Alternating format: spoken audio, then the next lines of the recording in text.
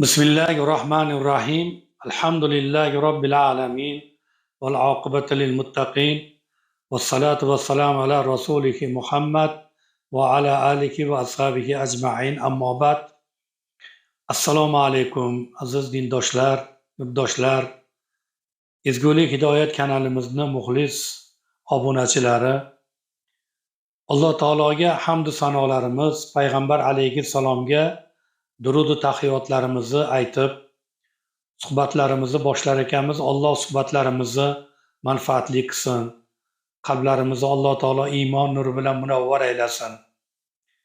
Bugungi kunda quloqlarimizga chalinib qolyapti, gohida guvoh bo'lib qolyapmiz. Ba'zi bir oilaviy majoralarga kirgan vaqtimizda ham qasam ichish nihoyat darajada ko'payib qolyapti. Bu qasamning tagida juda qattiq bir azoblar borligini, qasamni tagida bandani oxiratdagi mavqei yo'qolib ketishligini bilgan bilmagan holatda qasam ichishlar bugungi kunda oddiy bir holga aylanib qolyapti azizlar.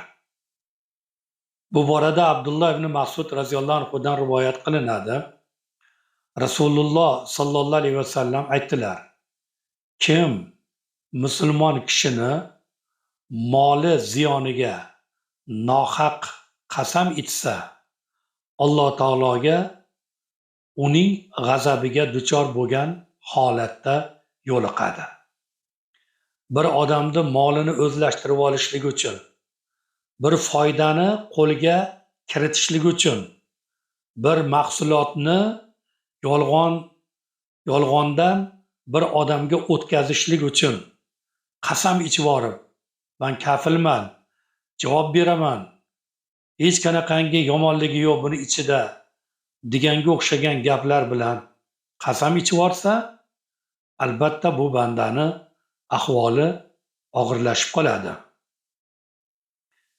Yana payg'ambarimiz sollallohu alayhi vasallam mana bu qasamni qanchalik og'ir ekanligini Allohning kalomi bilan tasdiqlab aytayaptilar. Bismillahirrohmanirrohim. Allohga bergan ahd paymon va qasamlarini ozginagina qiymatga sotib yuboradigan kimsalar uchun oxiratda hech qanaqangi nasiba yo'qdir. Qiyomat kunida Alloh ularga qaramaydi, poklamaydi, rahmat nazari bilan boqmaydi, gunohlardan poklamaydi. Bu dunyoda qasam ichib odamlarning mablag'ini o'zlashtirib olayotgan, qasam ichib yolg'ondan odamlarga tuhmat qilib yurganlarni qiyomatda Alloh taolo bularga qaramaydi, poklamaydi. Shuning uchun har bir o'rinda biz bugungi dunyodagi 5 kunlik rohat deb yoki bugungi dunyoda nohaq bo'lib turib haqligimni isbotlab qo'ydim, qasam ichdim deb hovliqmasdan oxiratdagi holatni, oxiratdagi insonni maqomi, o'zini maqomini o'zi barbod qilmasligi zarur bo'ladi. Abu Umoma al-Horisiy radhiyallohu anhudan rivoyat qilinadi. Rasululloh sallallohu alayhi vasallam aytdilar: kim qasam bilan bir musulmon kishini haqqini tortib olsa, Alloh unga do'zaxni vojib qilib, jannatni harom qiladi dedilar. Shunda yo Rasululloh, tortib olayotgan narsasi ozgina bo'lsa-chi deganlarida Rasululloh muborak qo'llarini kichkina qilib bir chishko'lag'ich yog'ochcha bo'lsa ham dedilar. Demak, mana shuncha narsani tortib olsa qasam bilan, birovnikini, o'zganikini o'ziniki qilishlik uchun mana shunday qasam ichadigan bo'lsa, albatta Allohning azobiga qolishligi bu mana shu oyatdan ma'lum bo'lyapti. Savdo sotiq, bozorlarda, tijoratlarda, turli shartnomalarda musulmon odam o'ta ehtiyot bo'lishligi kerak.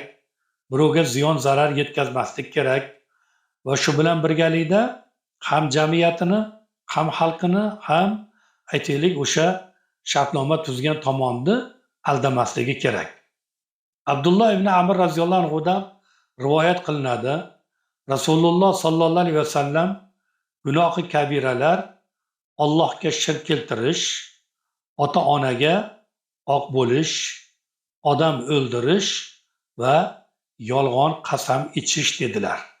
Ya'ni bu katta gunohlarni eng kattasi hisoblanib, payg'ambarimiz sollallohu alayhi vasallam yolg'on qasam ichishni, ya'ni gunohi kabiralardan deb hisoblayaptilar.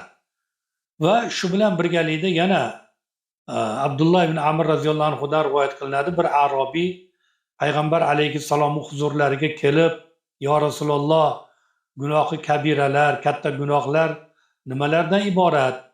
Menga aytib bering ya Rasululloh, o'rganib ketay" deganlarda birinchisi Allohga shirk keltirish dedilar.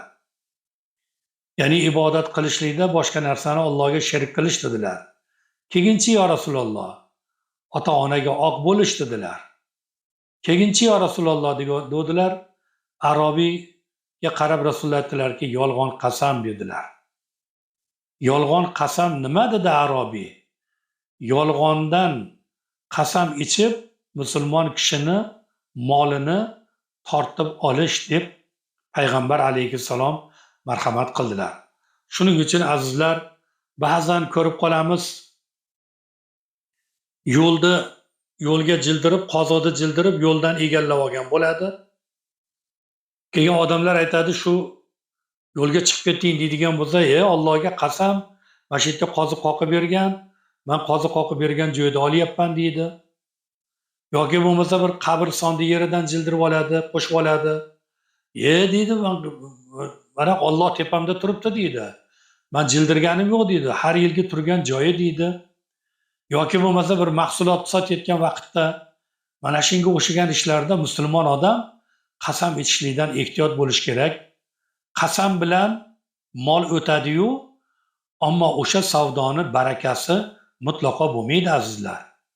Doimo haq nohaq ustida qasam ichishlikdan, agar haq bo'lsa-ku, mayli, bunga bir shariat tomonidan ruxsat bor.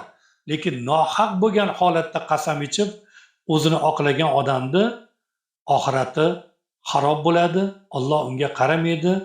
Alloh taoloni rahmatidan, marhamatidan uzoq bo'ladi. Alloh barchalarimizni xayrli amallarda davomli qilsin. Yolg'on qasam ichishlikdan Alloh hammalarimizga o'zi panoh bersin. Assalomu alaykum va rahmatullohi va barakotuh.